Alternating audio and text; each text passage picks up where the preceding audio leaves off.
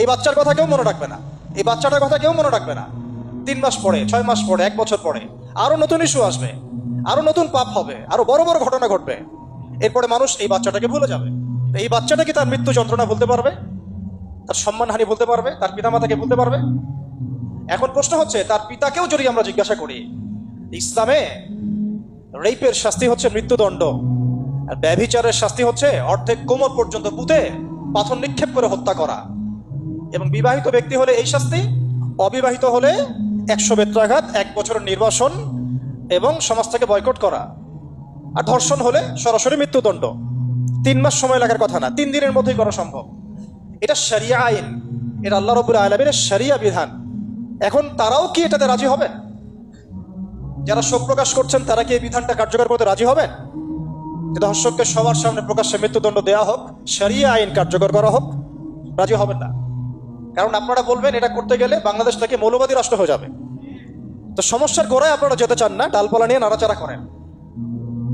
জেনা ফ্রি মিক্সিংটাকে উন্মুক্ত করে দেওয়া হলো, ছেলে মেয়ের অবাধ বিচরণটাকে উন্মুক্ত করে দেওয়া হচ্ছে। একটা চরম ক্ষুধার্ত মানুষদের সামনে যদি আপনি খাবারকে উন্মুক্ত করে রাখেন, এরপরে যদি কেউ জোর করে খাবার খেয়েও ফেলে, শুধু কি আপনি খাদকের দোষ দিবেন? পুরো সিস্টেমটাই দায়ী, পুরো সিস্টেমটাই দায়ী। এখানে আপনি নারী পুরুষকে অবাধ মেলামেশা দিয়েছেন, ফ্রি মিক্সিংয়ে দিয়েছেন, একদম ছোটবেলা থেকেই, স্কুল লাইফ থেকে, কলেজ লাইফ থেকে, ইউনিভার্সিটি লাইফ থেকে, জব সেকশনে, এমনকি রাজনীতি করতে গেলেও কর্পোরেট সেকশনে, ব্যবসায়িক সেকশনে, অফিস আদালতে, সব জায়গায় ফ্রি মিক্সিংকে অবাধভাবে আপনি উন্মুক্ত করে দিয়েছেন, আমরা উন্মুক্ত করে দিয়েছি। এর উপরে ছড়িয়ে দিয়েছি পর্নোগ্রাফি। পর্নোগ্রাফি সবার ফোনে ফোনে। পর্নোগ্রাফি দেখতে থাকলে একটা মানুষ বাচ্চাকে না, কয়েকদিন পরে পশুর সাথেও জেনা করতে পারে। যদি সামনে দেখেন যে মানুষ পশুর সাথে জেনা করেছে, আপনারা অবাক হতে পারেন, আমি অবাক হব না। কারণ পর্নোগ্রাফি মানুষকে পশুর সাথেও জেনা করতে শেখাবে। বাচ্চা তো কিছুই না। এর উপর আছে বিবাহ বহির্ভূত সম্পর্ক, ব্যভিচার, জিনা, ফ্রি মিক্সিং, ভ্যালেন্টাইন্স ডের মতো দিবসগুলো পালন করে ছেলে মেয়ের অবাধ মেলামেশা। আর এই জেনাগুলোকে আমরা বলছি গাছে আসার গল্প, যেখানে ওর উপরে 100 বেত্রাঘাতের শাস্তি অলরেডি মজুদ হয়ে গেছে।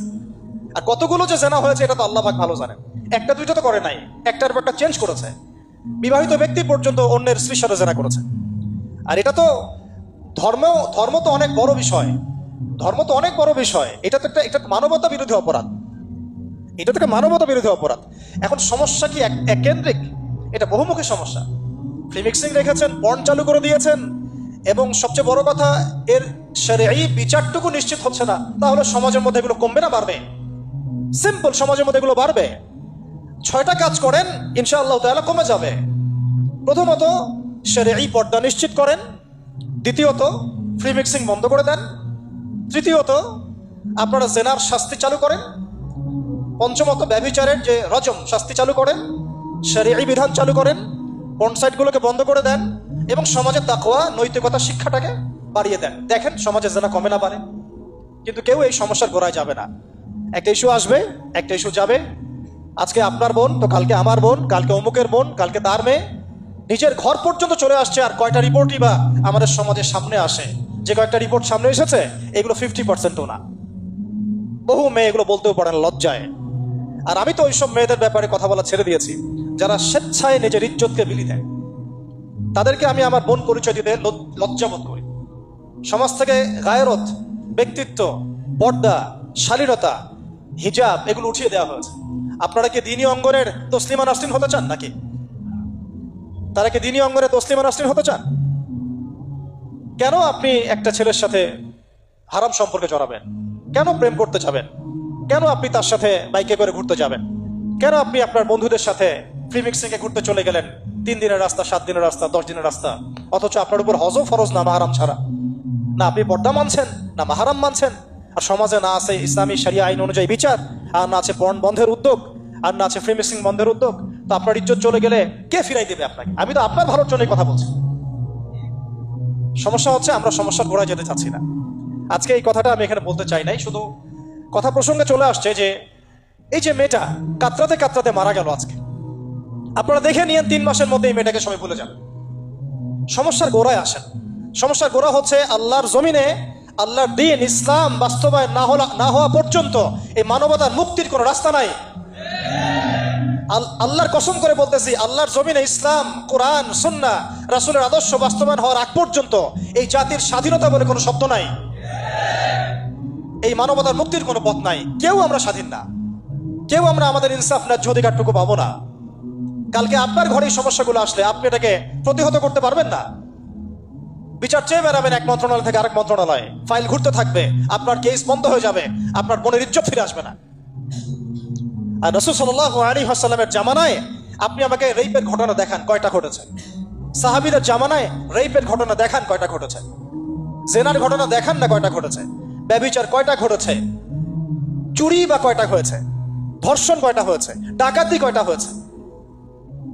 একটা দুইটা রেয়ার আপনি ঘটনা দেখাতে পারবেন। এবং যখন সেই ঘটনা ঘটেছে, ইনস্ট্যান্ট দেন এন্ড দেন নবী সাল্লাল্লাহু আলাইহি ওয়াসাল্লাম শরীয়ত আইন বাস্তবায়ন করেছেন। তিনি শুধু মানুষকে তাকওয়ার ওয়াজ নসিহত করেন নাই, বরং আল্লাহর আইনও বাস্তবায়ন করেছেন। এই দুইটা সমানুপাতিক ভাবে চলতে হবে সমাজের মধ্যে। শুধু তাকওয়ার ওয়াজ করেই সব বন্ধ করা যাবে না, আইনও বাস্তবায়ন করতে হবে। তখন দেখবেন সমাজ সমান্তরাল ভাবে চলবে, একটা আলোকিত সমাজ বিনির্মাণের দিকে আমরা হাঁটতে পারবো ইনশাআল্লাহ। শুধু আমি ওয়াজ করে যাব, আইনের কোনো বাস্তবায়ন নাই, আবার আইন বাস্তবায়নে কথা বলবো, তাকওয়ার কোনো সমাজ নাই, এভাবে হবে না। দুটো একসাথে চলতে হবে। আমরা দুটো থেকেই সমাজকে বিচ্ছিন্ন করে ফেলছি। স্কুল লাইফ থেকে তাকওয়ার শিক্ষাটাকে আস্তে আস্তে শেষ করে ফেলছি। আমি তো দেখালাম তাকওয়া তো শিখবেন আপনি কোরআন থেকে, হাদিস থেকে, সিরাত থেকে, সেটাই তো আমরা পড়ি নাই। আমি চ্যালেঞ্জ করতে পারি আমাদের স্টুডেন্টদেরকে, আল কোরআনুল কারীমের 10টা সূরার অর্থ তারা বলতে পারবেন না, হাদিসের মধ্যে 100টা হাদিস তারা মুখস্থ বলতে পারবেন না। রাসূল সাল্লাল্লাহু আলাইহি ওয়াসাল্লামের পবিত্র জীবনী তারা 20 বছরে একটা কিতাবও একাডেমিক্যালি পড়েন নাই। ইসলামের ইতিহাসের একটা কিতাব একাডেমিক্যালি পড়ানো হয় নাই। তাজকিয়া সংক্রান্ত একটা কিতাব পড়ানো হয় নাই। ফিকহের উসুলে ফিকহ ছাড়া আপনি কিভাবে চলবেন? ফিকহের একটা কিতাব পড়ানো হয় নাই। তাহলে এই জাতিটাকে আপনি কিভাবে ইসলামের দিকে নিয়ে আসবেন? শিক্ষা ছাড়া। শিক্ষা না থাকলে, ইলম না থাকলে আমল কিভাবে আসবে? আমল না থাকলে তাজকিয়া কিভাবে আসবে? তাজকিয়া না থাকলে আত্মশুদ্ধি কেমনে আসবে? আর কিভাবে আমরা সৎ পথে থাকবো, অসৎ পথ থেকে দূরে থাকবো? কিভাবে আমাদের মধ্যে আল্লাহ ভীতি জাগ্রত হবে? আর আল্লাহ ভীতি যদি জাগ্রত না হয়, আমি গুনাহ থেকে কেন দূরে থাকবো? যার মধ্যে আল্লাহর ভয় নাই সে গুনাহ থেকে কেন দূরে থাকবে? তার মধ্যে তো আল্লাহর ভয় নাই। তা আমরা তাকওয়া বিবর্জিত সমাজ প্রতিষ্ঠার দিকে এত মেহনত করেছি বিগত প্রায় 50, 60, 70 বছর থেকে। কিন্তু আগামীর বাংলাদেশে আমরা এটা আর দেখতে চাই না। আমরা আগামীর বাংলাদেশে দেখতে চাই প্রত্যেকটা সেক্টরে যেন তাকওয়া নিশ্চিত হয় এমন ব্যবস্থা গ্রহণ করতে হবে, এবং একই সাথে আল্লাহ রাব্বুল আলামিনের জমিনে আল্লাহর বিধানগুলোও বাস্তবায়ন করতে হবে। শুধু তাত্ত্বিক কথাবার্তা বলে, দুঃখ প্রকাশ করে, শোক প্রকাশ করে কোনো লাভ হবে না, যতক্ষণ পর্যন্ত না আমরা আল্লাহ পাকের জমিনে তার আইন এবং বিচারগুলোকে বাস্তবায়ন করতে পারবো। আর আল্লাহর কসম করে বলছি, আল্লাহর জমিনে আল্লাহর বিধান বাস্তবায়ন হলে সমাজে পাপের হার তো কমে আসবেই। সমাজে পাপের হার তো কমে আসবে। কোনো কাফের, মুশরিক, মুরতাদ জনগোষ্ঠী আমাদের দিকে চোখ তুলে তাকাতে পারবে না ইনশাআল্লাহ। আমাদেরকে দাসত্ব শৃঙ্খলে আবদ্ধ করতে পারবে না ইনশাআল্লাহ। সব কথার শেষ কথা ভাই, যে আমরা দুনিয়াতে এসেছি লিমিটেড টাইমের জন্য।